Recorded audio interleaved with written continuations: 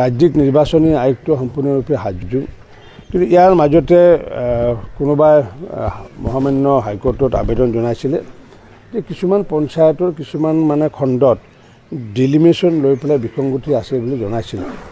আৰু তেতিয়া মহামান্য হাইকোৰ্টে ৰায় দিছিলে যে হাইকোৰ্টৰ পাৰ্মিশ্যন নোহোৱাকৈ যাতে নটিফিকেশ্যন নকৰে সেই কথাষাৰ আমাক জনাইছিলে।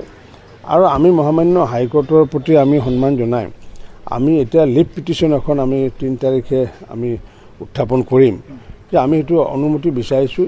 ক'ৰবাত যদি তেনেকুৱা বিসংগতি আছে কোনোবা ৱাৰ্ডত তাৰ কাৰণে বা কোনোবা পঞ্চায়ত তাৰ কাৰণে পঞ্চায়তৰ নিৰ্বাচনটো বাধাগ্ৰস্ত হ'ব নালাগে। কাৰণ কিয় সুপ্ৰিম কোৰ্টৰ ভাৰ্ডিক্ট আছে যে ডিউ টাইমত যদি পঞ্চায়ত নিৰ্বাচন অনুষ্ঠিত নকৰে তেতিয়াহ'লে গ্ৰাম্য অঞ্চলত পাবলগীয়া বহু সুবিধা বঞ্চিত হ'বলগীয়া হ'ব, ভাৰত চৰকাৰৰ পৰা বহুত অনুদান বন্ধ হ'বগৈ।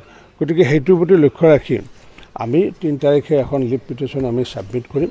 আৰু সেইটোত যদি মহামান্য হাইকোৰ্টে যদি আমাক যদি অনুমোদন দিয়ে তেতিয়াহ'লে আমি 10 ফেব্ৰুৱাৰী বা 15 ফেব্ৰুৱাৰীৰ আগতে নিৰ্বাচন অনুষ্ঠিত কৰিব পাৰিম। কিন্তু ফেব্ৰুৱাৰীৰ আগৰ পৰা টাৰ্গেটো লোৱা আছিলে। যদি আমাক যদি ধৰক মানে আমাক যদি কয় আমি যদি যদি আমি জানুৱাৰীটো যদি অধিৱেশন হয়, যিহেতু এমাহৰ ভিতৰত গোটেই প্ৰক্ৰিয়া শেষ হয়, 10 ফেব্ৰুৱাৰীৰ ভিতৰত তেতিয়া নিৰ্বাচনৰ প্ৰক্ৰিয়া শেষ হ'ব যদিহে আমি পাৰ্মিশ্যনটো যদি পাওঁ।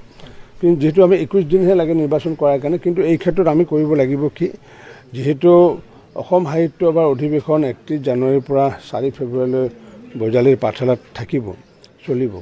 আৰু ইপিনে থাকিব যোৰহাটত থাকিব শ্ৰীমন্ত শংকৰদেৱ সংঘৰ অধিৱেশন 5ৰ পৰা 8 তাৰিখলৈ।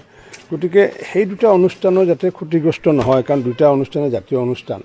আৰু তাৰ কাৰণে হয়তো আমি অকণমান মানে ডেটটো যাতে ক্ৰেছ নহয়, কাৰণ কিয় নিৰ্বাচন অনুষ্ঠিত হ'লে আমি সমগ্ৰ গাড়ীসমূহ আমি অধিগ্ৰহণ কৰিব লাগিব। আৰু তেতিয়া সেই অধিৱেশনত যাতে মানুহ যাতে যোৱাত যাতে অসুবিধা নহয়, সেই দিশটো আমাক অসম সাহিত্য সভা আৰু শ্ৰীমন্ত শংকৰদেৱ সংঘই আমাক আহ্বান জনাইছিলে। সেই বিষয় লৈ পেলাইও আমি ইতিমধ্যে বিভিন্ন ধৰণৰ চৰ্চা কৰি আছোঁ।